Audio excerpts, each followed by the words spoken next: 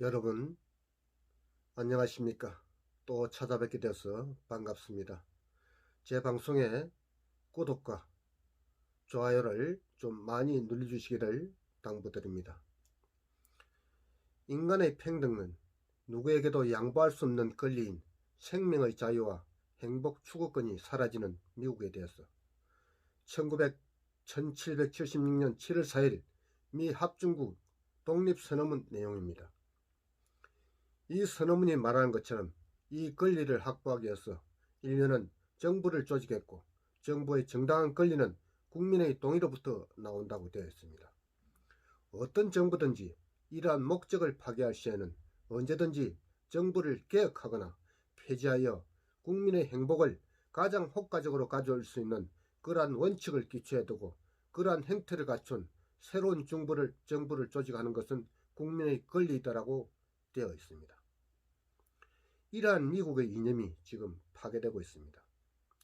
전 세계를 통제할 수 있는 단일 국가를 목적에 두고 미국 내 공산주의자들이 세계를 우리의 자유와 인권을 파괴시키려 하고 있는 것입니다. 최근 낸시 펠로시의 히스테리한 모습이 연일 화제가 되고 있죠. 펠로시는 지난 6일 워싱턴 의회 난입 사건 이후 자신의 노트북을 분실한 이후 패닉 상태에 빠져 있는 것으로 보입니다.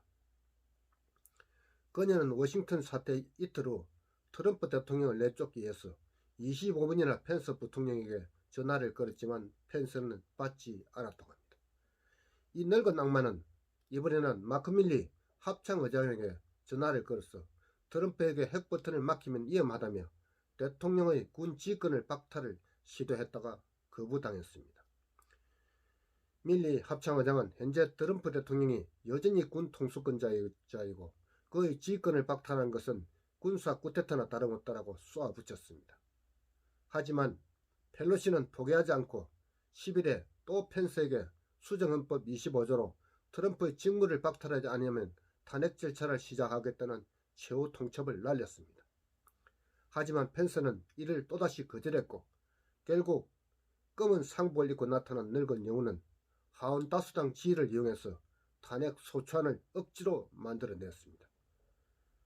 지금 이 꼴이 대한민국의 정부 여당이 하고 있는 다수당의 행포와 무엇이 다릅니까? 펠로시는 이후 의회 경비를 위해 트럼프 대통령이 파견을 허락한 방위군 앞에서 사진을 찍고 마치 자신이 방위군을 지휘하는 것처럼 한 행동을 보였으며 이 사진이 중국의 한보시보는 이 사진을 대대적으로 보도해 주기도 했습니다. 펠로시는 심지어 미 해병대 사령관에게까지 전화를 걸어서 미치광이 트럼프 지지자들의 공격을 막아달라고 추가 파병을 요청했지만 단칼에 거절당했습니다. 미국 리얼리 뉴스에 따르면 데이비드 버커 해병대 사령관은 펠로시의 도넘은 요청에 격분하며 나는 대통령의 명령만 따른다. 도널드 트럼프가 여전히 대통령이자 총사령관이다라고 잘라 말했다고 합니다. 그는 또 우리를 트럼프 지지자들과 싸우게 만들고 싶다면 당신이 직접 대통령에게 요청해라라며 당신이 갈라지고 토끼 가득한 입술 사이로 나오는 말에 정말 주의하라고 말하며 그 말은 반역과 같기 때문이다라고 직격탄을 날렸다고 합니다. 정말 대단한 분이죠. 우리나라의 똥벨들과 차원이 다릅니다. 일각에서는 이 같은 펠로시 히스테리는 모종의 비밀이 탄로날까봐 두렵기 때문이라고 분석을 하고 있고 실제로 리누드 변호사는 펠로시가 소아성 범죄에 연루되어 있다고 주장하고 있습니다. 실제로 지난 6일 트럼프 대통령에 의해 조용히 기밀이 해제된 FBI 자료에서 펠로시 가족의 끔찍한 범죄 기록들이 공개돼 미국 사회에 큰 파문을 일으키고 있습니다. 이 자료는 1961년 케네디 대통령이 펠로시 아버지인 토마스 드 알렉산더 주니어와 마피아 조직과 연결을 조사하기 위해서 FBI에 요청한 내용입니다. 자료는 펠로시 아버지는 이탈리아계 미국인으로서 미국과 당시 소련 우정전국위원회 전국노동자 국제노동자 명령 등 공산당 조직의 대변인을 맡은 바 있다고 합니다. 그는 또 볼티모어시 시장과 이연을 역임했지만 실제로 마피아 뚜벅이었고 펠로시 등 자녀들이 이후 미국 정계에서 장기간 영향력을 행사하도록 마피아의 후원을 지원했었다고 되어 있습니다.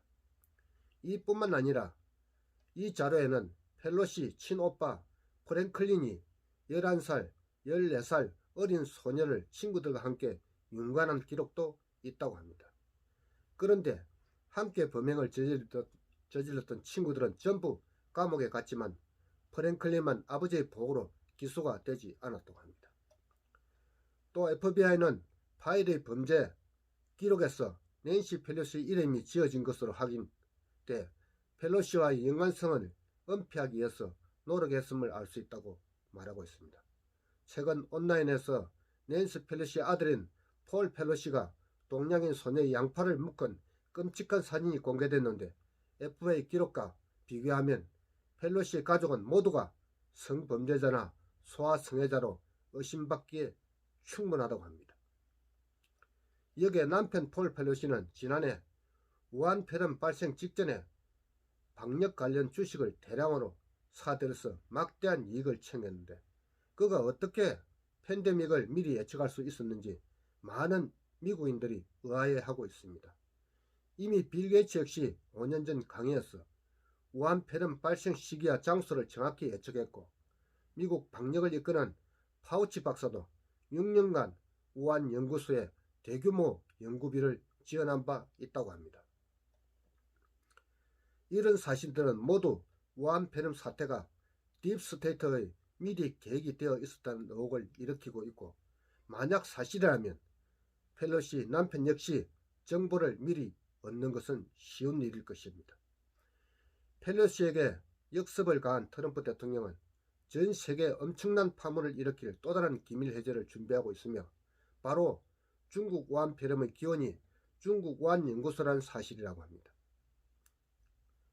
데일리 메일의 영국 언론에 따르면 트럼프 대통령은 조만간 우한 코로나 바이러스의 우한연구소에서 나왔다는 폭탄 증거를 기밀 해제할 것이라며 구체적인 증거는 폼페이오 국무장관이 직접 발표할 예정이라고 합니다.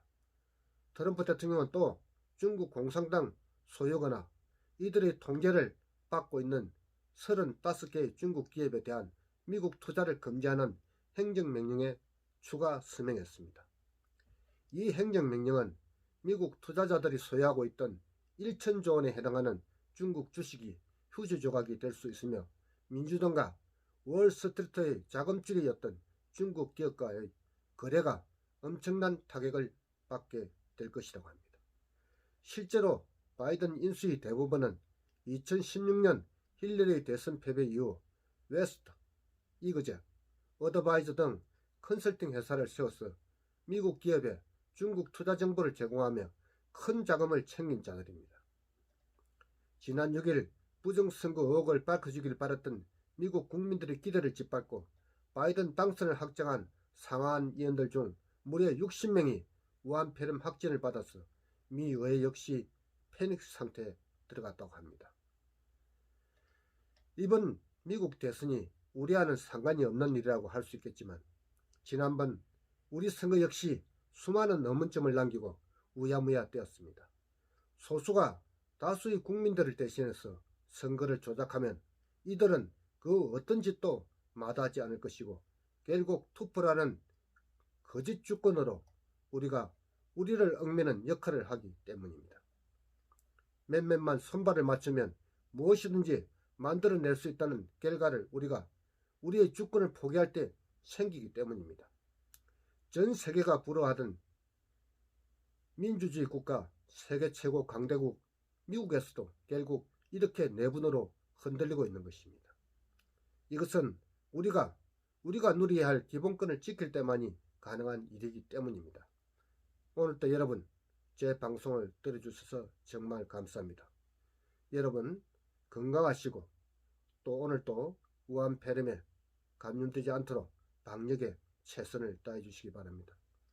제 방송은 계속하지 않습니다만 그동안 중요한 내용들이 있을 때만 여러분들을 찾아뵙고 있습니다. 제 방송에 많은 회원들이 가입을 좀 해주시면은 제가 더 많은 방송을 통해서 여러분들에게 실시간으로 알릴 수 있는 기회를 가질 수가 있습니다.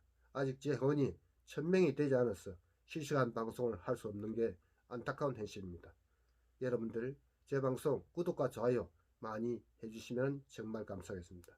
오늘도 건강하시길 바랍니다. 감사합니다.